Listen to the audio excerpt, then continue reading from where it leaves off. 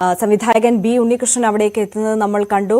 Cinema മേഖലയിൽ നിന്നുള്ള കൂടുതൽ പ്രമുഖർ അവിടേക്ക് എത്തുകയാണ്. അല്പസമയത്തിനകം അവർ മാധ്യമങ്ങളോട് സംസാരിക്കും എന്നുള്ളതാണ് നമ്മൾ കരുതുന്നത്. എന്തായാലും നവമി അവിടെ തുടരുകയാണ്. നവമി നേരത്തെ സൂചിപ്പിച്ചതുപോലെ തന്നെ തൊമ്മന്റെ മക്കൾ എന്ന ചിത്രം ശശികുമാർ സംവിധാനം ചെയ്ത ചിത്രത്തെക്കുറിച്ച് ഒരുപടി കൂടുതൽ എടുത്തു പറയേണ്ടതുണ്ട്. കാരണം നമ്മൾ നേരത്തെയൊക്കെ സംസാരിച്ച ഒരേ തലത്തിലുള്ള അമ്മവേഷങ്ങൾ കൈകാര്യം ചെയ്ത കവിയൂർ പൊന്നമ്മയ്ക്കപ്പുറം മലയാളികളെ മറ്റൊരു വൈകാരിക തലത്തിലേക്ക് എത്തിക്കാൻ ഈ തൊമ്മന്റെ മക്കൾ എന്നുള്ള ചിത്രത്തിലെ കഥാപാത്രത്തിലൂടെ കവിയൂർ പൊന്നമ്മയ്ക്ക് സാധിച്ചിരുന്നു എന്നുള്ളതാണ് പ്രേക്ഷകർക്ക് അറിയാവുന്നതുപോലെ തന്നെ. ഭാര്യമാരുടെ താളത്തിന് തുള്ളുന്ന മക്കൾ, ആ മക്കളും മരുമക്കളുടെയും അടികൊണ്ട് മരിക്കുന്ന അമ്മയുടെ കഥാപാത്രമാണ് ആ ചിത്രത്തിൽ കവിയൂർ പൊന്നമ്മ അവതരിപ്പിച്ചത്. അത് എത്രത്തോളം മനസ്സിന് കണ്ട ഓരോ പ്രേക്ഷകന്റെയും മനസ്സിന് വിങ്ങലുണ്ടാക്കി, ഹൃദയം കീറി മുറിച്ചു എന്നുള്ളത് നമുക്കറിയാവുന്ന കാര്യമാണ്.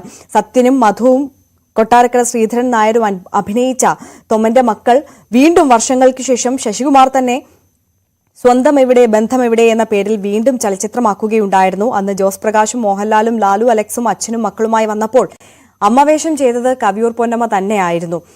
ഭവ്യ പാർവതി നമുക്കൊപ്പം തുടരുന്നുണ്ട്. ഭവ്യ, കവിയൂർ പൊന്നമ്മയുടെ ഇത്തരത്തിൽ നമ്മൾ എടുത്തു പറയേണ്ട ഒരുപാട് കഥാപാത്രങ്ങളുണ്ട്. നേരത്തെ ആഷിഖ് കപൂറിന്റെ ചിത്രത്തിലെ നമ്മൾ ഇതുവരെ കാണാത്ത തരത്തിൽ കവിയൂർ പൊന്നമ്മയെ ആഷിഖ് കപൂർ എങ്ങനെ അവതരിപ്പിച്ചു എന്നതിനെ കുറിച്ച് ഭവ്യ പറയുകയുണ്ടായി. പക്ഷേ നമ്മൾ ഏറെയും കണ്ടിട്ടുള്ളത് തുടക്കത്തിൽ സൂചിപ്പിച്ചതുപോലെ തന്നെ ഈ വാത്സല്യം നിറഞ്ഞു തുളുമ്പുന്ന ഒരു അമ്മയുടെ കഥാപാത്രമായി മാത്രമാണ്. പക്ഷേ പൊതുവെ ഇത്തരത്തിൽ ഒരേ തലത്തിലുള്ള കഥാപാത്രങ്ങൾ ചെയ്യുമ്പോൾ മലയാളികൾ അവർക്ക് വിരസതയുണ്ടാകും. ടൈപ്പ് കാസ്റ്റ് ചെയ്യപ്പെട്ട നടിയാണെന്നൊക്കെ മുദ്ര കുത്തുകയും ഒക്കെ ചെയ്യാറുണ്ട്. പക്ഷേ കവിയൂർ പൊന്നമ്മയുടെ കാര്യത്തിൽ മാത്രം അത് അങ്ങനെയല്ല.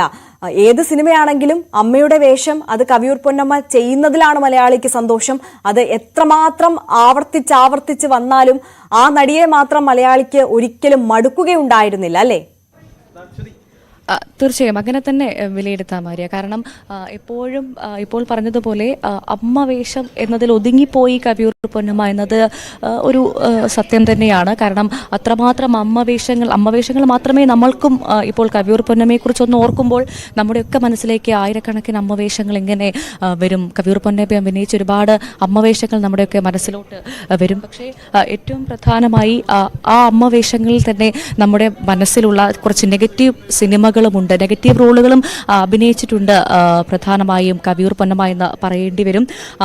പക്ഷെ ആ നെഗറ്റീവ് റോളുകളൊന്നും ഇപ്പോൾ ആര് സൂചിപ്പിച്ചതുപോലെ നമ്മുടെ ഒന്നും ഓർമ്മകളിലേക്ക് പെട്ടെന്ന് ഓടി വരത്തില്ല. എപ്പോഴും കവിയൂർ പൊന്നമ്മ എന്ന് പറയുമ്പോൾ സൗമ്യ മുഖമുള്ള, ചുവന്ന വലിയ പൊട്ട് തൊട്ട, ചിരിച്ചുകൊണ്ടിരിക്കുന്ന, പുഞ്ചിരിച്ചുകൊണ്ട് മാത്രം നമ്മുടെയൊക്കെ മനസ്സിലോട്ട് വരുന്ന ആ ഒരു മുഖം, മലയാളികളുടെ കവിയൂർ പൊന്നമ്മ, ആ ഒരു മുഖം മാത്രമേ നമ്മുടെയൊക്കെ ഓർമ്മകളിലേക്ക് എപ്പോഴും വരൂ. ലാലേട്ടൻ്റെ, മോഹൻലാലിൻ്റെ കൂടെ അമ്മയായി, മമ്മൂട്ടിയുടെ കൂടെ അമ്മയായി അഭിനയിച്ച ആ ഒരു നടിയെ മാത്രമേ നമ്മളെപ്പോഴും. ശരി ഭവ്യ, ഞാൻ മടങ്ങിയെത്താം.